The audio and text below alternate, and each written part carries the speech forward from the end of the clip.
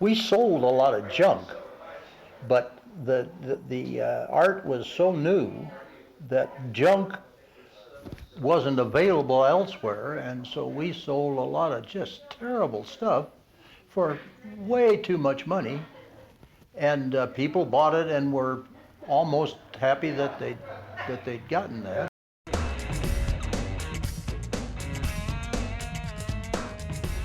Oh, we had spaghetti. We had flying asshole wipes.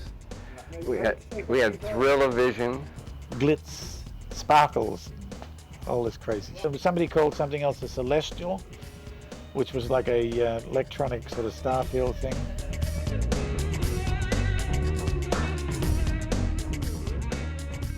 Spaghetti was, well, it was like a sort of dirty word, spaghetti. We could oscillate it and make the image go up and down. If you did it really fast, in sync with the video rate, then the image would start to look like it was pasted on a can of Coke and roll around. And then you could do all kinds of other, you could patch in all kinds of other oscillators and make it look really horrible, and then turn the unhorrible button, and it'll all come back into the logo. And that for about 4 or 5 years in the mid-70s was all the rage in graphics and commercials, was the logo sort of flattening out of this massive raster.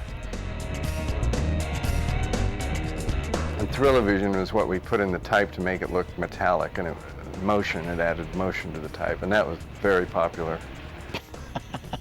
I made this gadget out of a mylar and like a little funnel thing, and I put it in front of the CRT, and so it reflected what was going on in the CRT around the edge. So the scan converter camera picked it up, and you could see it on the monitor on the Scanimate, and you could diddle around with the colors. And it was like, we'd all been, or at least I'd been let out of a big cage, because there was this other effect you could use now that, everyone was so tired with all this other shit. And that was called Thrill-O-Vision. Thrill-O-Vision. Thrill-O-Vision. You needed to have a quick name, because if you were selling this stuff, you had to get it in there. You can stick stuff in front of this camera and do stuff with it, but really you need, and I think this is just after you, Dave, that built this motion control rig, and so we had electric motors around and stuff like that. So we made this rotating disc, and you could run it off an electric motor, and in the middle of that wheel we put a star film. So now you had another bullshit effect that looked funny, So these were all good fun things, you learn stuff as you go along. I don't think we ever used any of those things in any of the sports opens, though. They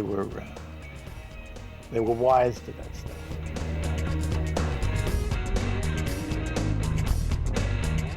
Punching pinholes in tinfoil and shooting lights, lots of studio camera and rigging, 3D letters sawed out of plastic foam, mylar film, just everything we could lay our hands on or think about that would give us a unique look or a different look, or a look that worth charging $10,000 a day for, which is what we did charge in those days. Because it's a rescan system, you had a video camera positioned in front of a high-res monitor, so you could do all kinds of things in between there. You could put filters and gauze and lay down layers, and I mean there's a real kind of an amazing opportunity to just try out new stuff and see if it works, and you can tell very quickly if it works or not. We put some toilet paper on a turntable and put it in the Scanimate and wobbled it. Looked great. This is the Victorian time tunnel. And I met this guy later, this Nick Myers, the director. It turned out he was an old friend of my wife, Catherine, who I didn't even know Catherine at the time.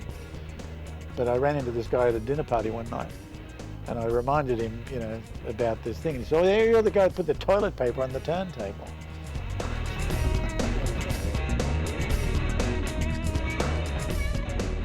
Flying asshole wipes were something that went from usually a hole in the middle and got larger, I guess, would have been. Oh, that's right. No, the flying asshole wipe was a combination of a piece of stuff that was on film. It was like an explosion run through a moire pattern. Do you remember that thing? And so that would be the first thing to happen. That was the prelude to the flying asshole wipe.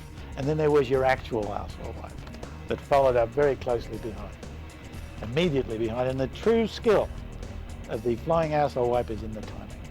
If you leave it too late, it doesn't work. If you go too soon, that's bad too.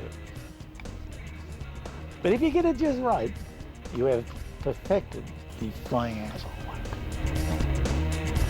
We can extrude mats and do 15 passes of this high-con image that does this, so it looks like it's really fat, you know, and then we'll add texture on the last phase, and we'll just have these mats and those mats, and we'll run them over here, and we'll go this many generations, because if we go that many generations, it's going to look like hell.